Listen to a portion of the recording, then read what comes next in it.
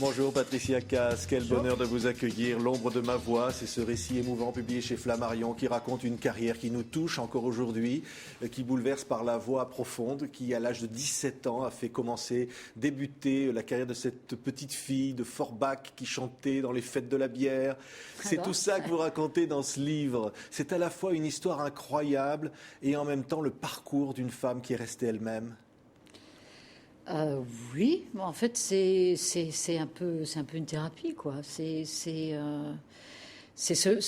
découvre rien moi-même dans mon livre, mais quand c'est écrit comme ça en face de toi, c'est sûr que je me rends compte beaucoup plus de certaines choses qui se sont passées à travers ces années, parce qu'au moment où je commençais, au moment où je vivais le début de ma carrière, en parallèle, je perdais la personne que j'aimais le plus au monde, qui était ma maman. Donc, et c'était un peu pour elle aussi que vous vouliez chanter.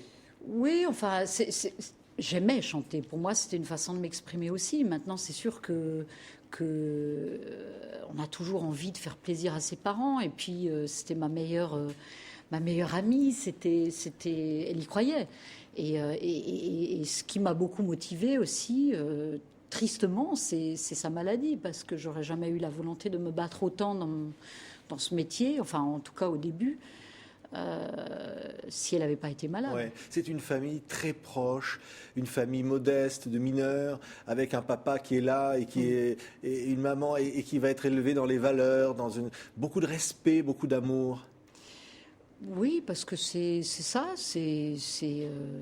On a été élevés avec beaucoup d'amour, de respect, et il y a d'ailleurs des passages très importants qui marquent un peu, qui sont quand mon papa il va pour la première fois à Paris, qui rencontre des gens qui sont dans ce milieu, qui sont des acteurs comme Gérard Depardieu, etc., et qui me dit ok, mais il a sa fierté d'être mineur de fond. C'est peut-être, pour lui, c'était une sorte d'être dans une lumière, même si c'était dans le noir. Il était fier de ça. Et quand on vient d'une famille comme ça, c'est des valeurs, j'espère, qu'on perd pas. Enfin, en tout cas, qui marquent. Et c'est pas parce qu'on est du jour au lendemain, même si on s'est battu, même si on a beaucoup travaillé, même si on a de la chance.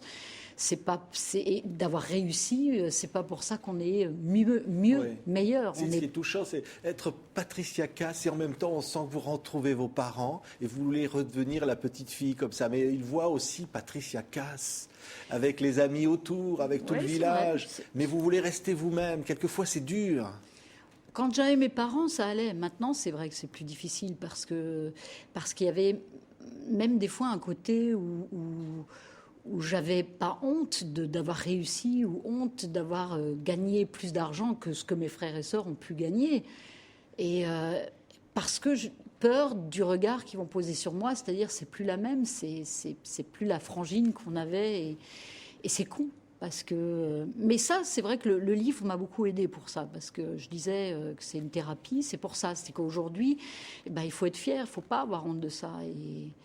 Et c'est pas pour ça qu'on change intérieurement. Maintenant, c'est toujours très difficile. Moi, je suis quelqu'un qui a toujours un peu des problèmes de confiance en moi, et je me retrouve des fois dans des situations où je suis un peu mal à l'aise. Et je peux comprendre. On vous renvoie à vos origines populaires, on vous renvoie à tout ça quelque part. On me renvoie pas, mais c'est ce que je ressens quand je suis dans un dîner ou où on parle d'autre chose. C'est moi qui me le renvoie, c'est pas eux forcément.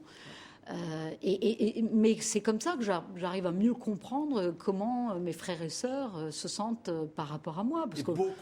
Beaucoup de travail, Patricia Cass. C'est ça qui est incroyable, c'est que vous sacrifiez tout à votre carrière, on le sent. Et à un moment, vous dites, je ne sais pas si je ne suis pas passé à côté de certaines choses. Sur le moment, le choix, il n'est pas difficile. On a envie de vivre. Alors au début, c'est peut-être une façon de fuir quelqu'un qui part, qui était important dans ma vie, qui était ma maman. Donc de fuir la douleur et de le remplacer par l'amour que peut me donner le public à ce moment-là. Maintenant, c'est beau, c'est un métier qui est beau. J'aime le partage et je pense que c'est ça le métier. Maintenant, il y a aussi le côté que j'aime moins, qui est de devoir se mettre très en avant. Il faut avoir beaucoup confiance en soi, ce que j'ai pas trop. Et enfin, c'est mieux avec les années, heureusement. Mais si j'ai un regret dans ma vie, c'est ça, c'est le manque de confiance. Oui. Et même en amour, puisque vous ne cachez rien dans ce livre. Vous allez rencontrer des hommes, vous essayez d'être vous-même, d'avoir une relation d'amour normale. Vous essayez je ne sais pas si j'essaye d'être moi-même, parce qu'a priori, non, ça ne marche pas toujours. Vous rencontrez des hommes jaloux du public. Au début, il y a l'admiration, parce que c'est beau de voir le partage entre le public. Et après, ils se rendent vite compte qu'effectivement, il y a... Que l'amour, je sais pas, qu'ils ont un peu le rôle de l'amant, c'est-à-dire qu'ils viennent après. Et forcément, ça pose des problèmes dans les relations. Et maintenant, c'est vrai que dans le livre, je parle des hommes qui ont marqué, qui, en bien ou en mal, ma vie. Après, j'ai connu des histoires d'amour qui se sont finies tout simplement parce que c'est comme ça, parce que des fois, ça fonctionne, et à un moment où voilà, c'est... Mais de tout ça, il y a évidemment dans ce livre cet aveu. Vous dites un jour, vous n'aurez pas d'enfant. Et vous dites que vous avez avorté plusieurs fois, et puis là, maintenant, on vous dit vous n'aurez pas d'enfant. En fait, c'est au moment où j'ai commencé à travailler sur ce livre, je ne savais pas ce que j'allais dévoiler, ce que j'allais dire ou pas, parce que... Et il se fait que pendant l'écriture... j'ai appris que je ne pouvais plus avoir d'enfants. Donc, avec Sophie Blandinière, qui est la plume de ce livre, on a parlé comme ça, comme deux femmes qui se parlent, parce que bien sûr, ayant passé plus de 50 heures avec elle, elle savait aussi quand j'étais bien ou j'étais pas bien. On a parlé, et je lui ai dit ça, mais je ne savais pas si j'avais envie d'en parler dans le livre. Et elle a écrit quelques lignes, et ça ne me gênait pas de le lire dans ce livre, et je trouvais même que c'était important, parce que et c'est pour ça après que j'ai parlé aussi de mes avortements. Voilà, ça a été quand même un bon coup, parce que je m'attendais pas à ça, et qu'à un moment on reporte, on dit oui, j'ai encore le temps, et un jour on te dit ben non, c'est la nature qui décide. Derrière le secret de cette voix qui donne des frissons, qui bouleversent, incroyable don de la nature, mais aussi de force de vous, de ce que vous avez mis dedans. Il y a aussi cette jeune fille qui, vous le racontez, a été un jour tabassée par un mec à la sortie d'un bal, je crois, qui a été un jour victime, persécutée d'un fou, un admirateur qui vous menaçait. Il y a tout ça, c'est-à-dire une lutte, une force. Oui, une force sûrement, parce que forcément, il faut du courage.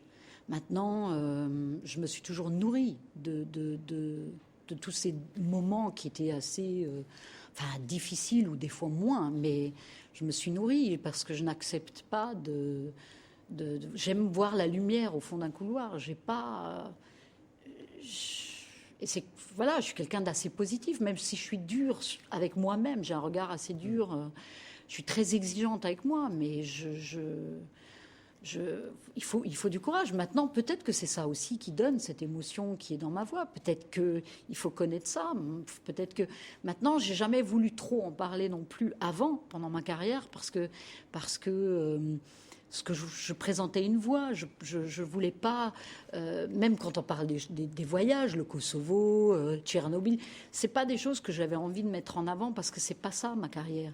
Maintenant, à partir du moment où je fais une autobiographie, j'ai pas envie juste de citer des dates ou des pays dans lesquels j'ai fait des concerts. Pour moi, une autobiographie, c'était parler de soi, donc les choses qu'on connaît peut-être moins.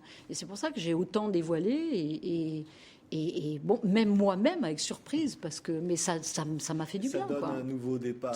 Patricia Cass, L'ombre de ma voix, c'est un très beau titre, donc ce récit publié chez Flammarion, et qui annonce à la fin, le prochain projet, c'est Cass chante Piaf. Ça va être encore beaucoup d'émotions. Beaucoup de travail, beaucoup de... Ouais. Alors aujourd'hui, je ne suis pas encore trop stressée par le projet, parce que c'est en 2013, mais bon, on commence quand même à y penser. Et puis j'écoute Piaf d'une façon différente. Aujourd'hui, je l'écoute en me disant je vais la chanter.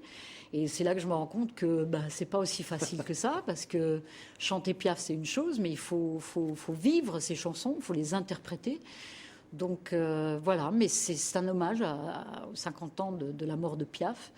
Et Voilà, et je veux pas l'imiter, je veux la chanter, je veux le faire à ma façon, je veux en faire un spectacle. Et voilà. Merci Patricia Cass. Il n'y a que vous pour faire ça, pour votre Piaf, l'ombre de ma vie. Donc merci d'avoir été notre invitée. Merci beaucoup.